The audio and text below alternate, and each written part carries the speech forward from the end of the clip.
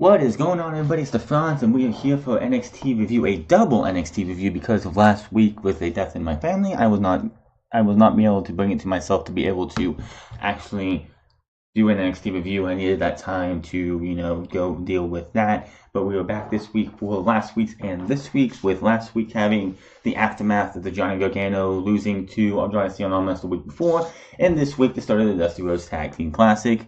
And they are taping their... before we get on this, and I don't read spoilers, I don't like to read spoilers, but when something as big as what they're coming out of this week's NXT tapings, I was in the middle before NXT getting ready to check to see if there's any news, anything to write down for unscripted this week, and boom, I look on, and NXT will be getting a secondary title. So if NXT keeps the UK title under wraps like it has, NXT will have the NXT title, the UK title, the tag titles, the women's title, and this new title that they're going to be bringing. And I did not read the spoiler list or anything, but I do like the fact that whatever websites you go to, they actually take this article right here and make it its own thing. NXT will be getting a North American Championship for their secondary title, so it's about time they've got a new championship coming. I mean, yes, they have the UK title under the NXT umbrella right now. You don't see it defended on Raw, SmackDown, the 205 Live, or anywhere else but in NXT. But this pretty much puts to bed the fact that they are going to keep the UK title there. I think Triple H still wants to do a UK division in WWE, which they really don't need to by now. It's been way too long. It's been over a year since that title was created. We don't really see much of the UK stars anymore. We have Mark Andrews being in the 205 Live Cruiserweight Tournament, and we have news on that on Saturday about a possibility of new titles being added to 205 Live, but we're not going to bring that here. But to fact that they are going to get a mid-card title called the North American Championship, which, I mean, is NXT is trying to become the new breed of what the NWA was back in the day, because you have the NWA, the title, the tag team titles, the women's title, the NWA North American Championship. To anybody from pretty much the beginning of the Attitude Era knows that the new North American title was brought to WWE TV to be part of an NWA Invasion storyline. So the fact that I think they're doing this pretty much to pay homage to the NWA, Dusty Rhodes, and all those guys who came before them, instead of coming up with like the Internet Championship or the Television Championship or the United States or something else. So let me know in the comment section below what's your thoughts on the NXT North American Championship. And apparently it will be crowned at NXT TakeOver New Orleans in, I believe it was a 6-man ladder match, and I don't know who the participants are. I'm not going to read the spoilers on who they are. But someone else who has been rumored to be making his debut soon does make his debut tonight too in these tapings. Again, not going over the spoilers, but other than that, I don't know anything else other than it's going to be called the North American Championship. I'm okay with that, I guess, but it's really weird to have it called the North American Championship. I mean, if they wanted to dissolve the UK division and just have the UK Championship be the NXT and that's it, I would have been fine with that. Of course, it is a major championship, and you really don't want to have it be a secondary title on your third brand, which we will see how things go as we get closer to WrestleMania and who these supposed to be six opponents are going to be for this North American Championship ladder match at TakeOver New Orleans. I am looking forward to seeing who is going to be in it. I can see Adam Cole and EC3 if he's coming in. Ricochet would be interesting, but I think he's getting tied up in a match with the Velveteen Dream, supposedly. Maybe Velveteen Dream and Ricochet in this match. I don't know. We'll have to wait and see. Let's go back a week and talk about what happened last week on NXT, which really not much happened when it comes to storyline development other than the women and I would say the Velveteen Dream's crusade to get rid of indie darlings who come to NXT. The show started off with Velveteen Dream taking on Tyler Bates in a match. This was last week's show, of course. This was a good back and forth match. These guys beat the holy hell out of each other.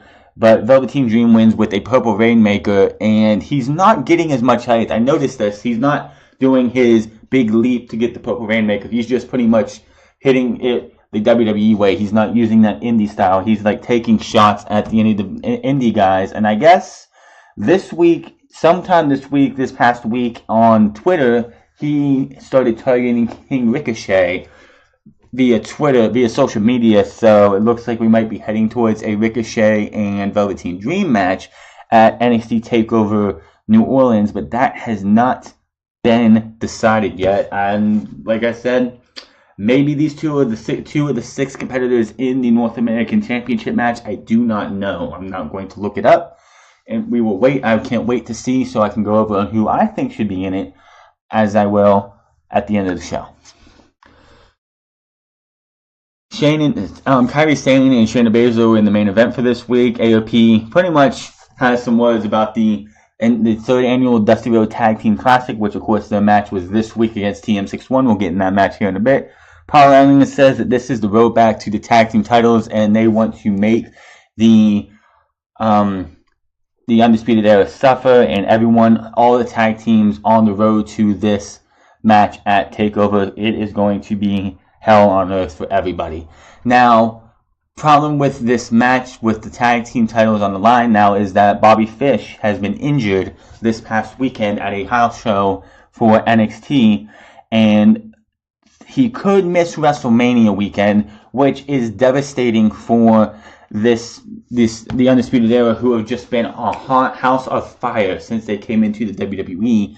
But if Adam Cole does not they have nothing for Adam Cole because he feels like he's been a little directionless in NXT since Drew McIntyre went down, and it seemed like he might have been the next person up for the NXT Championship. That's not happening now. If they don't have anything for him at NXT TakeOver New Orleans, I can easily see them just putting him in as a replacement for Bobby Fish, so they don't have to take the titles off the Undisputed Era, which would be devastating as can be for NXT if they made this stipulation for the Dusty Road Tag Team Classic that the winner of this gets a shot at the Undisputed Era at TakeOver, and the TakeOver match can't happen now because Bobby Fish is injured. But hope Bobby Fish does recover in time for TakeOver. If not, I hope he recovers as fast as he can. Don't want to see that guy who has so much potential in NXT to be sidelined for too long.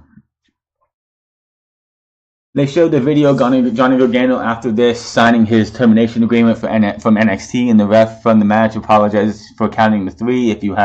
They put this out, I believe, right after the match was over later that night. He does apologize to Gargano for counting the 3 count. He didn't want to do it. He made a mistake because he was knocked out by Andrade Cien Almas for that match, for that portion of Tommaso Ciampa swiping him in the back. They shake hands, Gargano signs the agreement, and he walks off. Adam Cole versus Cesar Bononi was interesting. Adam Cole looks to recruit Bononi into Undisputed Era. O'Reilly tosses his shirt to Bononi, who looks at the shirt, and he ends up getting decked by Cole. Cole just levels Bononi and starts beating him in the corner, does his Adam Cole baby, and eats a big boot from Bononi, who hits a Michinoku driver for a 2 count right after that. Match ends when the tag champs distract Bononi and he eats a super kick, then they said it was a running knee, but it looked like a Shining Wizard to the back of his head instead of just like normal running knee. It looked like he just hit him with what would be a Shining Wizard, and he gets the 3 count.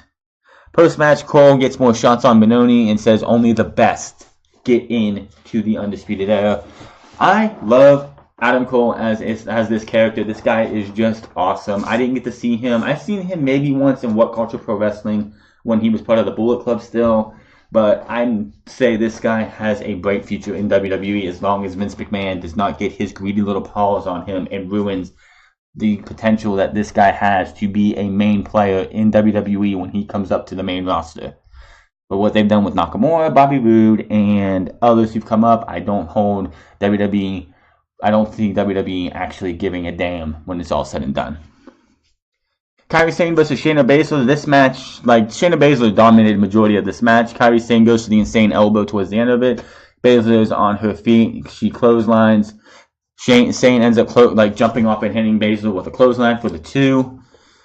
Sane hits a springboard back, a spinning back fist, goes back up for the insane elbow, but Baszler is up and gets a kick to the Sane eats a kick to the head by Baszler, who then hits the Karakuda, I think they called it, driver, and puts her in the chokehold. And Sane taps out like that. Kairi Sane's undefeated streak is over. She is not one of the undefeatedness, which I don't know what the whole big deal about. Everyone's like, oh, Kairi Sane needs to stay unbeaten so she can do the same thing that Asuka did in a different way, and then we can have Asuka versus Kairi Sane at WrestleMania 35 in the main event. Nah, it wasn't going to work. They needed to get this out the way. They gave Shayna Baszler her win back from the Mae Young Classic. I figured they were going to do this. I think I called this and said it's just WWE is going to do that. Asuka was a special thing in NXT, and her to this day is still undefeated.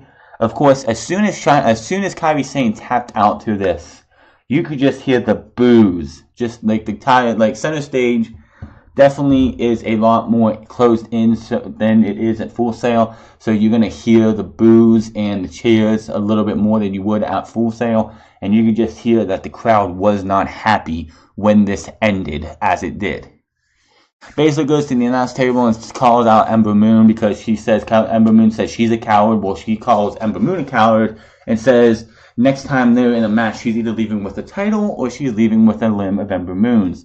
So I love what they're doing with Shayna Baszler. She just gives absolutely no fucks about anybody but herself and what she wants to do in NXT, and that is just wreak havoc and make everyone miserable and all along the way. Zelina Vega and Andrade Cien Almas are in the ring for the last promo of the night. Not a big fan of Almas even talking. That's why Zelina Vega is there. Let her do the talking. He's not good at English. I mean, it's not his fault. It's just how it is. But you have. And there is rumors that Vince McMahon was in talks with Alberto El Patron this past week about coming back. First off, why is McMahon even wanting to give this guy a chance after what he did for you guys' company last time? He did absolutely nothing. Why would you want to bring this guy back when you have a guy like Andrade Cien Almas in NXT who can be, because WWE wants that Hispanic influence, probably going to put him on SmackDown. They want that guy that's why they want to bring Rey Mysterio back, so the Latino fans can have somebody to cheer for. That's why they pushed Alberto El Patron or Del Rio the first time, and the second time, the second time, because they want to get that Hispanic audience on to show up and watch the show. When you have a guy like Andrade Cien Almas who has the manager like Zelina Vega, who is a beautiful woman and has that sex appeal that Vince McMahon loves, so you have this guy here with a beautiful woman by his side. This should be what Vince McMahon would want for his Hispanic audience over Alberto El Patron, who is nothing but a gigantic loser who shouldn't be ever welcomed back into WWE. Vega calls Almas Mr. 4-0 and taunts Gargano about going 0-4 against about Almas. Says who cares about the respect of the fans. That is, Vega says she creates success for her man and doesn't feed off it like other women. Almas should leave. Yeah, Almas should really leave the talking up to Vega. He gets on the mic and taunts the fans and gloats about beating Gargano. Says he'd make Gargano Johnny jobless. Vega asks what they call Almas, and he says he is NXT champion. And of course, out comes. They get out of the ring. They're on the stage. On Aleister Black's music hits. Aleister Black comes in the ring, has a mic, and is about ready to say something when Killian Dane's music hits. He comes in the ring. These two have a little bit of a stare down. They Then they come to blows, and Aleister Black gets leveled by the Divide, his running crossbody, and that's how the show goes off the air. That, of course, leads into the main event of this week's show, which was Killian Dane versus Aleister Black. And they didn't say it was a number one contenders match, but it was a de facto number one contenders match. Of course, tonight we also had the first round match of a rematch of the finals of the last Dusty Road Tag Team Classic. And of course, this Tag Team Classic is supposed to end with the winners going up against Kyle O'Reilly and Bobby Fish. That is, if Bobby Fish gets cleared to go to the NXT TakeOver New Orleans. Until then, we don't know. There is no word on if he is going to be able to make it to NXT TakeOver. But we will see what happens as we get down to brass tacks when we get further and further down the road. I'm hoping they don't strip the Undisputed Era of the titles and just put Adam Cole in there. If you have to, if he's not going to win, if he's in the North American, I don't know this, I'm just throwing this off the top of my head. If he ends up being in this North American title match at TakeOver, I'm sure he could play double duty, especially if the goal of the Undisputed Era is to lose these titles to a new team that I don't know who's actually going to win it. Let me see here. Let's see. Yeah. We also had, Dane versus Black. Show starts off with a homage to the Dusty Rhodes with the Tag Team Classic starting tonight, which was tonight. TM61 versus AOP, Dusty Tag Team Classic first round. Shane Thorne and Razor started the match. This match was a brutal match. Towards the end of the match, you got Shane Thorne looking like he was trying to hit a Falcon Arrow and just something went wrong. Like he did it like weird and it just like ended up being real bad. He got a 2 count. Blue Vengeance moonsault by I think it was Nick Miller for only a 2 count. Mick Miller then gets powerbombed, and I mean powerbombed, by Razor to the outside onto the apron. It was nasty. Match ends with a last chapter to Thorne for the 3 count, and AOP are moving on to take on the winners of the Street Profits and who are they facing? I think it's Heavy Machinery. Regal is asked about the Tag Team Classic. Doesn't say he says it's going to be a great tournament. I don't want to put the pressure on anybody. He was asked about a dark horse, and he's like, "I'm sorry, I have too much work." He leaves, and Pete Dunne shows up. Pete Dunne's asked about his match with Roderick Strong from the previous time those two faced. Said, Strong's a great competitor, and he gave me the run for my money, but this title's going absolutely nowhere. It's staying in England, it's going nowhere. Then Roderick Strong comes in, tells him, I want to congratulate you on the match we had, and I can't wait to do that again. All of a sudden, Adam Cole walks in and says, oh, Roddy, you're just here to beg for a big-time match that you're going to lose again, before things get any more heated. And, of course, Pete Dunne threw his 2 cents in saying, what are you talking about? You haven't done anything or won anything since you've been here. So, basically, that leads to next week, and I can't wait for this match, Adam Cole versus Pete Dunne, United Kingdom Championship on the line. I am looking forward to that match. That is going to be great. I say Pete Dunne's probably going to retain the title. They have no reason to take it off of him. But I can't wait to see what these two can do. Hopefully the Undisputed Era does not get involved, because it's just going to be one of those things that it's going to be a barn burner and another great match, because these two can put on a hell of a show.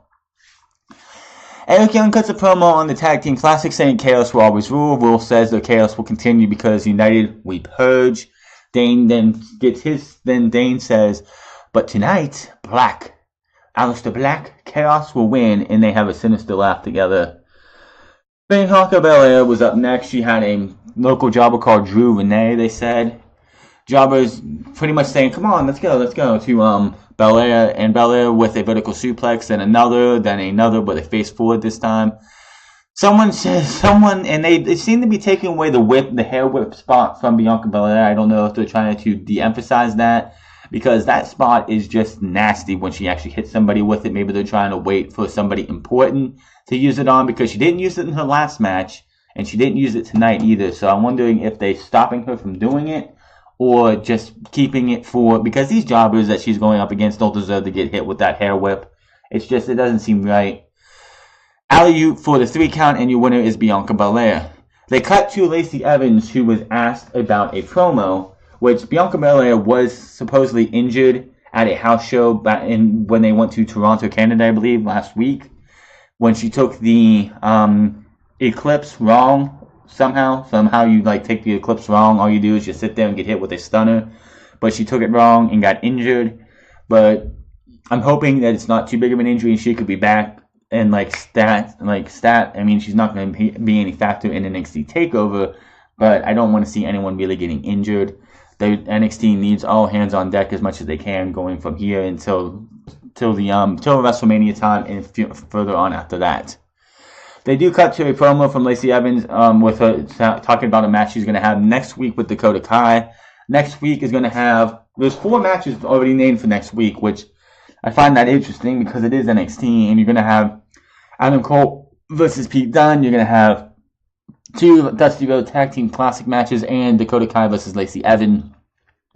Lacey Evans says that she cuts a big heel promo on Dakota Kai and says next week she's going to fully intend to see how much of Dakota Kai's arm is hurt because she's been going back, like she's been seeing Dakota Kai visiting the doctors at the Performance Center every day to make sure her injury is not going to be exacerbated before her match with her. Shayna Baszler walks in to the scene. Dakota Kai's like, if you don't mind, I have business to take care of, and walks off. Shayna Baszler comes in and says she's heard nothing from Ember Moon, and she's challenged her to a match. And usually when a challenger is challenged, they come out and fight and come out and answer the challenge, but Ember Moon has not. And since she hasn't, she's pretty much calling her a coward and saying that she's saying, I have my answer, and walks off. Basically, I'm pretty sure we're going to get another match between these two at TakeOver New Orleans. Some people are calling for a triple threat with Kairi Sane, but after what happened last week with Kairi Sane, I don't see that happening. It's just going to probably be Ember Moon and Shayna Baszler at NXT TakeOver New Orleans, with Shayna Baszler winning the NXT Women's Championship this time, probably in dominant fashion, like she was dominating at NXT TakeOver Philadelphia, but got just a rookie mistake, and she got fooled by Ember Moon and got beat. This time she's going to finish the job and take the title from Ember Moon, plain and simple. Heavy Machinery cuts just this weird promo about how they were uncooked meat last time, and this time they're full blown, and whoever they face in the first round is going to get what they have coming. Then we had the best part of the night. I absolutely loved what happened next. As soon as they cut back to the ring area, Tommaso Ciampa walks out. Slow, methodical, like disdain for everybody in the NXT in center stage. This part I just absolutely loved. He slowly walks to the ring while the crowd chants, "You suck." This guy has them eating out of the palm of his hand. Then he just has to look at him, and the entire crowd just boos. Now, like I said earlier, center stage most of the time it's a lot smaller, it's closed in than the NXT Full Sail is, so you hear the reactions from the fans a lot more. Sometimes it's not good. This time it is, because you just hear the boos, the "you sucks," "we want Johnny" chants. I could have sworn I heard Johnny sucks chants, which is weird. Maybe it was Ciampa sucks.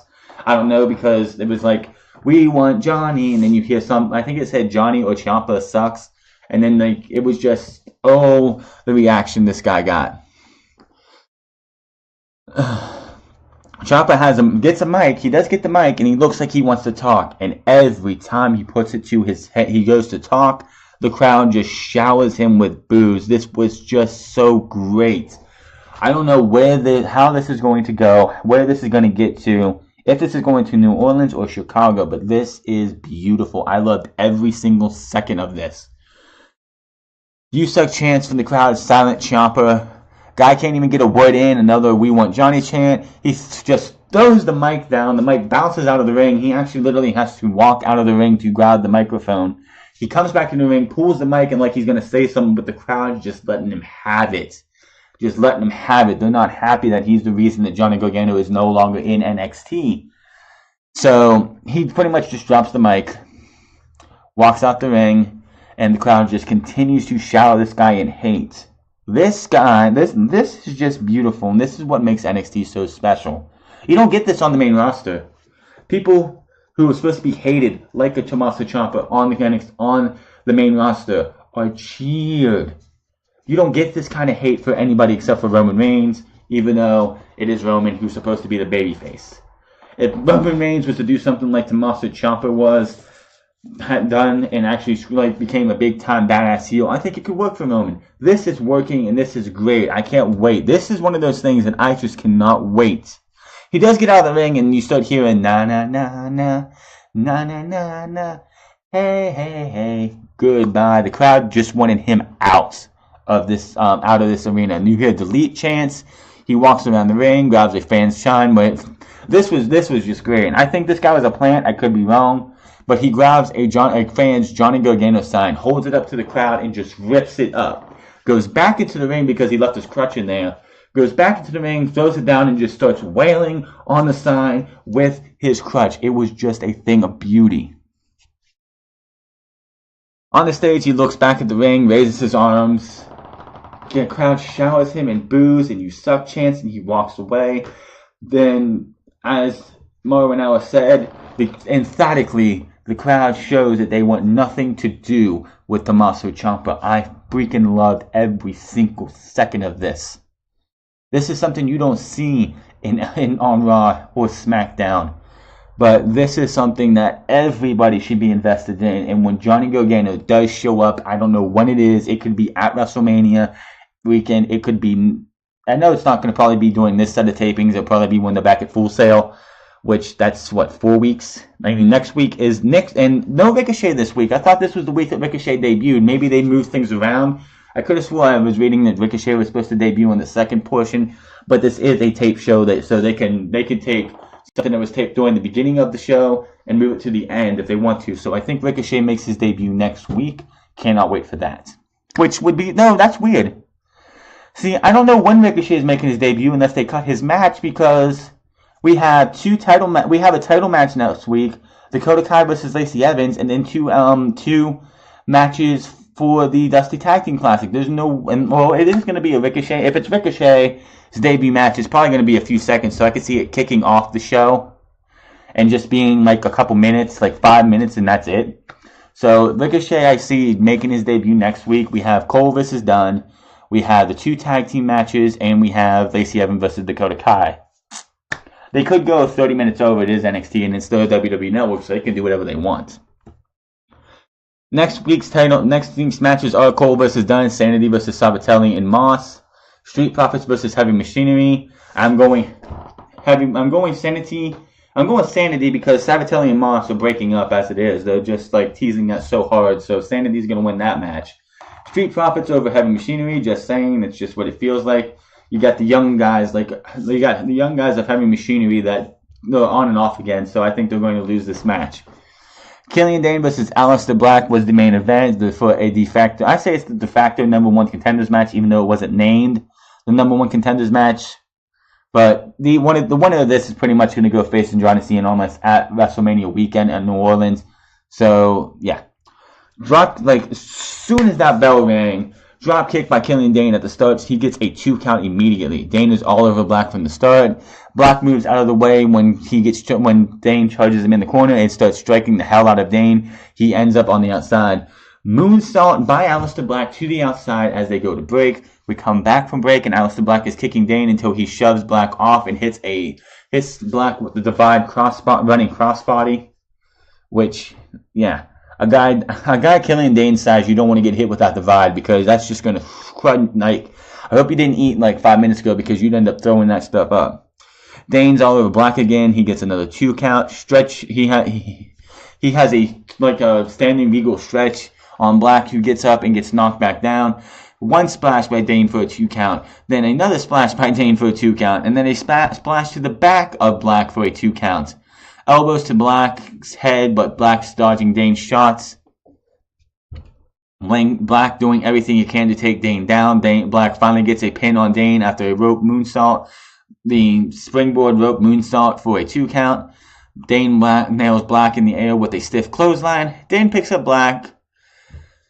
by his jaw. Dane with clubbing blows to Black, but Black fights back. Dane catches Black and just lays flat on the mat. Dane goes for the Vader bomb, hits it for only a 2 count to Dane's shock. Dane thought it was over. I thought it was going to be over. I mean, after all the punishment that Black's got, but you know they want to keep that single undefeated streak still going. Dane going for the Ulster Plantation, but Black rolls through for a 2 count. Then he hits the Black Mask for a 3 count, and Aleister Black is your winner. And that's how NXT ended for this week. Now, I don't know anything. I'm pretty sure, like I said, it was a de facto number 1 contenders match, even though it wasn't called a number 1 contenders match. But there really is nobody else on this roster right now who is even vying for the NXT Championship.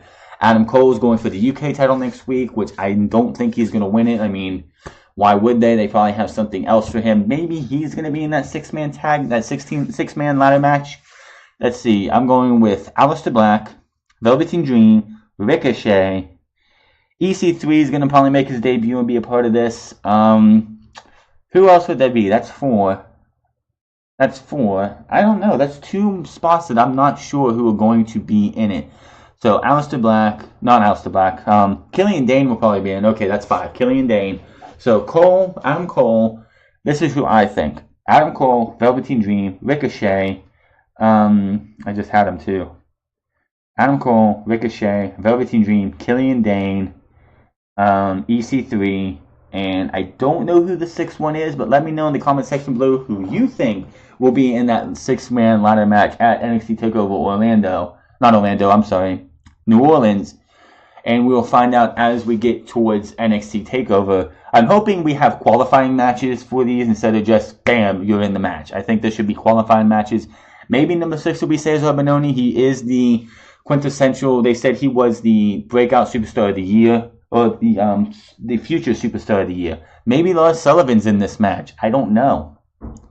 We will see when we get there, but that is your double NXT review for the last 2 weeks. Not much happened last week, and this week we have a bigger, clearer picture on who's going to be facing Andrade Cien Almas for the NXT Championship, and most likely winning the NXT Championship from Almas at NXT TakeOver New Orleans. My name is France. I will be back here on Friday for the Fastlane previews and predictions, Saturday for Unscripted, where we talk about new titles supposedly coming to the Cruiserweight division after WrestleMania, as well as injuries that have happened over the last few weeks with Rey Mysterio and Bobby Fish and others as we go. And that is going to be all. Find me on Twitter at TheFranz. Find me on twitch.tv/TheFranz08. And also remember to hit that subscribe button if you are new. And give me a comment in the section below. Let me know what you thought of NXT last week and this week. And who are your 6 NXT superstars to be in that 6-man ladder match when we get to NXT TakeOver New Orleans. I'm out of here, and I'll see you guys on Friday.